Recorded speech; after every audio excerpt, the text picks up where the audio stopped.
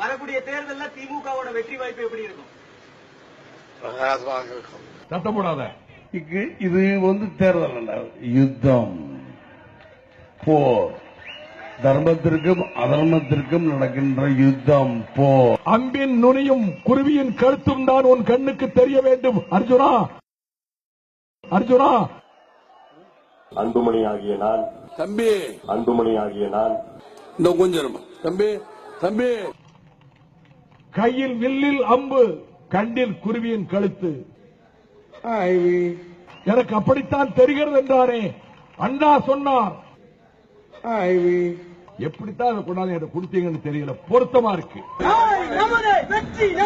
அன்புமணி ஆகிய நான் கீழ்கண்ட வாக்குறுதிகளை நிறைவேற்றுவேன் என்று தேசத்தந்தை மகாத்மா காந்தியடிகள் உருவப்படும் முன்பாக உறுதியேற்கிறேன்.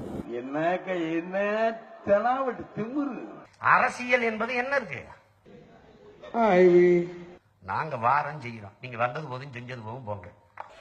யாராது யாதும் ஊரே யாவரும் கேளீர்னு பாடினா யாராது உள்ள வேண்டா கத்துறது? புரட்சியாளர் சுபாஷ் சந்திர போஸ் சொல்லுகிறான், என் அன்பிற்குரிய சொந்தங்களே, என் அன்பான மக்களே. சொல்லிக்கிட்டே இருக்க அறிவு கட்டவீங்களா? சொல்லிக்கிட்டே இருக்க கேட்க மாட்டா இருக்கிறவங்கள சும்பையலா. நான் இப்ப பெரிய பாடகர் ஆயிட்டேன். இப்போ எங்க போனாலும் இப்ப பாட சொல்லிடுறாங்க. எத்தனை காலந்தான் ஏமாற்றுவா இந்த நாட்டில, சொந்த நாட்டில.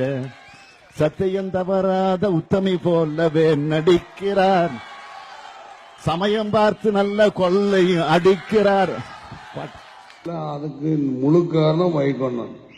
இந்த நாடகத்திற்கும் அனைத்துக்கும் முழு காரணம். இதுவரைக்கும் நாடகம் பார்த்து ரொம்ப நாள் ஆச்சு. இந்த நாட்டிய நாடகத்துக்கு இடம் தந்த நாரத கான சபா நிர்வாகத்தினருக்கு நான் நன்றி தெரிவிக்கிறேன்.